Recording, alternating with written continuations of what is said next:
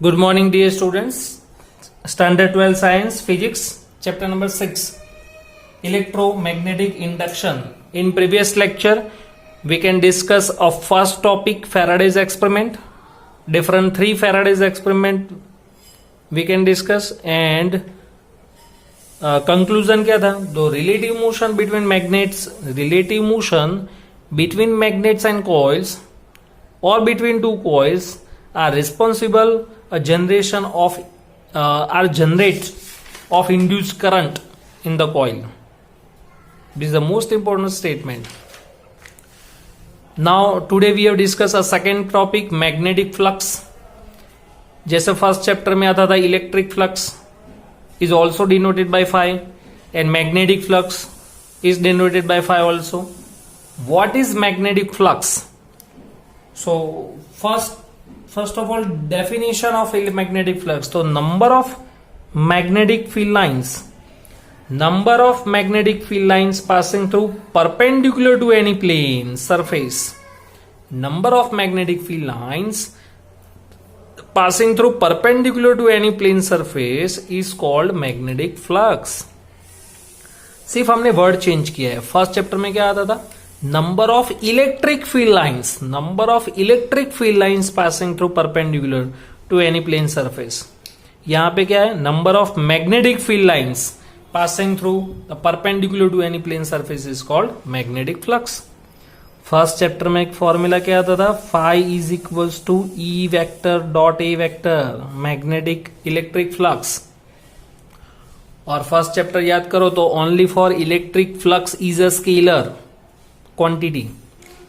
Another electric field, electric force, electric dipole, ये सब vector physical quantity था. Only for electric flux is a scalar quantity, and same as magnetic flux is also scalar quantity.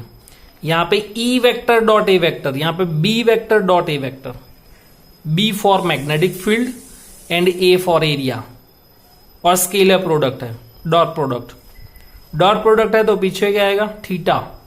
What is theta? Theta is angle between B and A. Theta is angle between magnetic field and area.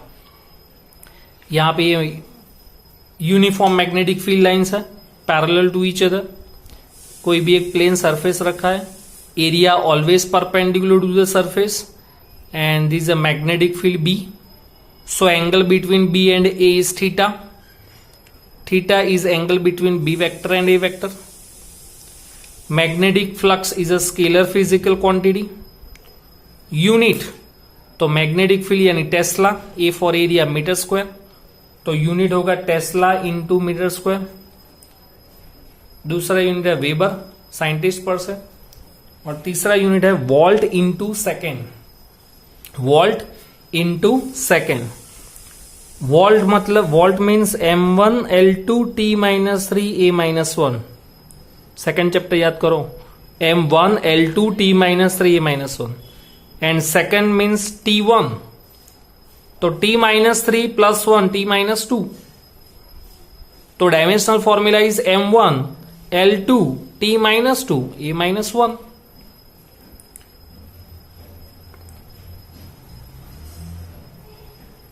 तो magnetic number of magnetic field lines passing through perpendicular to any plane surface is called magnetic flux. Formula B vector dot A vector. It is a scalar physical quantity. Unit is tesla metre square, weber and volt into second. Dimensional formula M1 L2 T minus 2 A minus 1. अब यहां पे uniform magnetic field lines है, यहां पे non uniform magnetic field lines means each and every point on the given body magnetic field becomes different, B1 vector, B2 vector, and so on, Bn vector, and area is also different, dA1, dA2, dA3 up to dAn. So magnetic field B1, B2, B3 up to Bn at different points on different parts of the body at cross sectional area this. So total magnetic flux linked with the given body phi is equals to, at first point B1 into dA1, for second point B2 into dA2, up to Bn dan. तो sigma दे दो, phi is equal to sigma I is equal to 1 to n B I vector dot D A I vector, और phi is equal to surface integration B vector dot D A vector, B vector dot D A vector as for surface integration.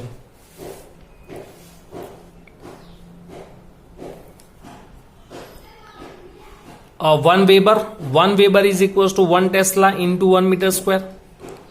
See, जैसे 1 Newton is equals to 10 raised to 5 dyne, 1 Joule is equal to 10 raised to 7 erg, वैसे 1 Tesla is equal to 10 raised to 4 Gauss.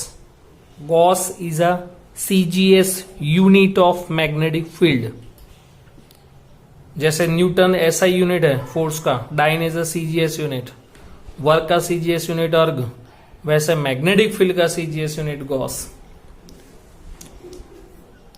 ये CGS unit है magnetic field का, but CGS unit of magnetic flux, तो Maxwell is a CGS unit of magnetic flux. Maxwell, तो 1 Maxwell is equal to 1 gauss into 1 centimetre square. MKS यहां पे unit क्या था, Tesla into metre square. तो 1 tesla into 1 metre square is equal to, tesla को gauss में convert करो तो 10 raised to 4, and metre square convert into centimetre square तो 10 raised to 4. तो ये कन्वर्ट हो गया CGS में, MKS में वेबर SI यूनिट. तो remember it, 1 weber is equal to 10 raised to 8 maxwell. 1 weber is equal to 10 raised to 8 maxwell. यहां पे डिफरेंट पोजीशन दिखाई है. In first position B and A are in same direction, then angle is 0. So magnetic flux link with the surface maximum. In second diagram, angle between B and A is 180. So theta is 180, cos 180 minus 1. तो magnetic flux is negative. Okay, magnetic flux भले scalar है, but magnetic flux positive, negative and may be 0, तीनों possible है. In third direction angle कोई भी हो सकता है, 45, 30, 60. तो magnetic flux medium, not maximum, not 0. And in last magnetic field and area perpendicular to each other, then theta π/2, तो flux becomes 0. तो ये था magnetic flux unit, dimensional formula, definition, इसके units, CGS, relation between SI unit and CGS unit. Next topic is Faraday's law of induction.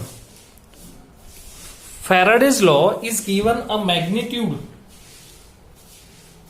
Faraday's law is given a magnitude of induced EMF. Faraday's law is given a magnitude of induced EMF.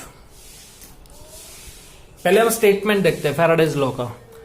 तो the magnetic field, magnitude of the induced EMF, the magnitude of the induced EMF in the circuit is equal to the time rate of change of magnetic flux. The time rate of change of magnetic flux through the circuit. The magnitude of induced EMF in circuit is equal to the time rate of change of magnetic flux. The time rate of change of magnetic flux through the circuit. Induced EMF is given by this equation. Average E is equal to minus delta phi by delta t. Number of turns अगर है तो average of E is equal to minus n delta five by delta T. Now taking a limit, if taking a limit delta T tends to 0, तो delta का D में convert हो जाएगा, differentiation. So E is equal to minus D five by D T, यानी flux का formula है, उसमें से EMF फाइंड करना है तो डेरिवेशन करना पड़ेगा. नंबर ऑफ टर्न्स है तो E is equal to minus n D five by D T. Negative sign indicates the direction of EMF, the direction of EMF and hence the direction of current in the closed loop. The negative sign indicates the direction of EMF E and hence the direction of electric current in the closed loop. The induced EMF can be increased by increase of number of turns N of the closed loop. अगर number of turns increase होगा, so EMF can be increases. So today we have discussed Faraday's law and magnetic flux.